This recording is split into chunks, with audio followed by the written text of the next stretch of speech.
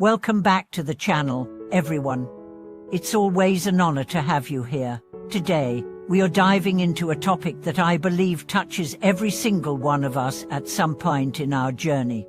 Have you ever met someone who seems to radiate kindness, who brings a sense of calm and hope into every room they enter, even during the hardest of times?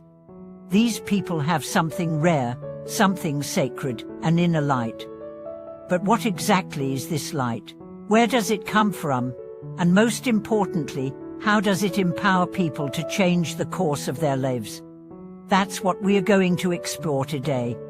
This video is all about discovering the hidden force within ourselves, the force of compassion, resilience, and radiant kindness that not only changes our own lives, but deeply impacts the world around us. We are going to unpack how people with inner light live differently, how they face pain and setbacks, how they inspire others, and how you too can awaken that same light within yourself and use it to shape a life of deep purpose and quiet strength. Let me start by painting a picture. Imagine someone who walks through life not untouched by sorrow, but unfazed by bitterness. They've known loss, they've known betrayal, but they've chosen to respond with grace. Their eyes reflect wisdom, their actions offer comfort. These are not people who live perfect lives. They are people who live intentionally, who love without condition, who give without keeping score. These individuals understand something profound, that the true measure of our lives is not what we acquire, but what we emanate. The most powerful change doesn't come from status or wealth, it comes from presence, sincerity, and the ability to remain rooted in goodness when life becomes hard. That's inner light. You can think of inner light as the quiet fire inside a person. It's what keeps them going when everything falls apart. It's what allows them to speak kindly when they themselves are hurting. It's what allows them to forgive, not because the pain wasn't real, but because they refuse to carry the poison of resentment. This kind of strength isn't loud.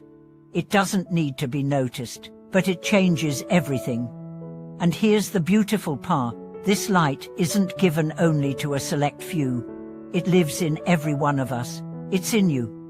It may be buried under layers of disappointment or fear, but it's there. And with attention, with practice, it can grow. Let me tell you a story.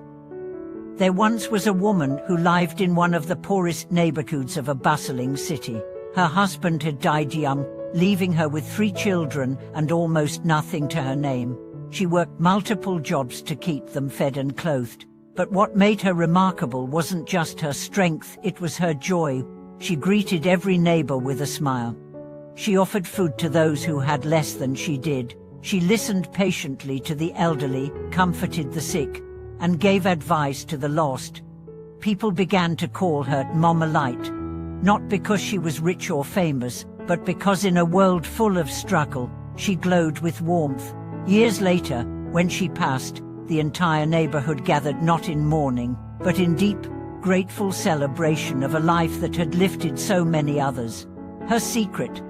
She once said, "I decided long ago that if I can't control my circumstances, I can still choose how to show up in them." That's what inner light does. It gives you agency, even in powerlessness. It lets you choose your response, even when life gives you no choices. And over time, those choices reshape everything. Another story that speaks to this is that of Nick Vujicic, born without arms and legs. His life could have been one of despair, and indeed, in his early years, he struggled deeply with self-worth and hopelessness, but something shifted. Through support, spiritual awakening, and sheer determination, Nick began to reframe his story. He became a speaker, a teacher, and an inspiration to millions. He didn't grow new limbs, but he discovered a power within himself stronger than any physical limitation.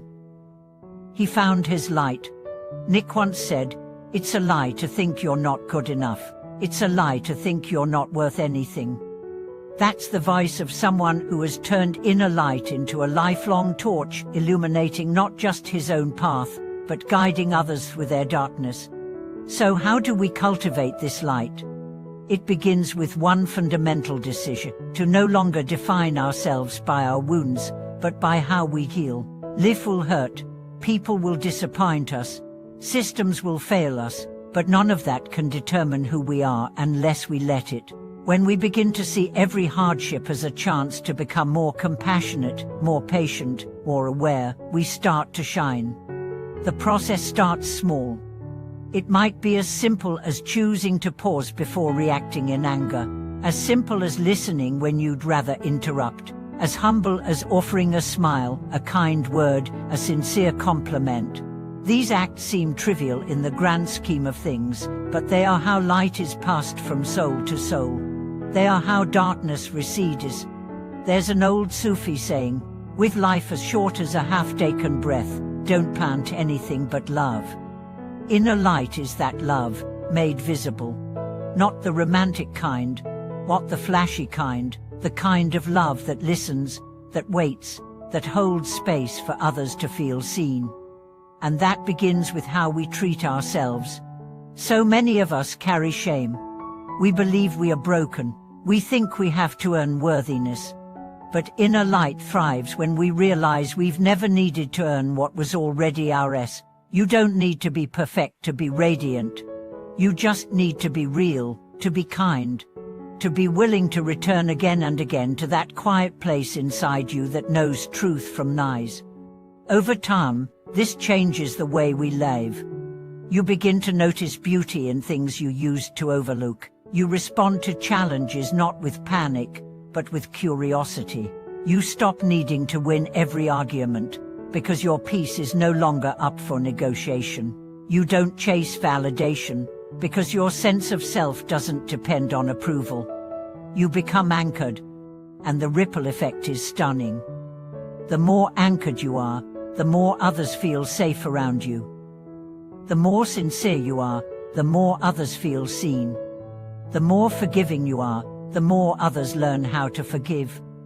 Inner light doesn't make you better than others. It makes you more available to others.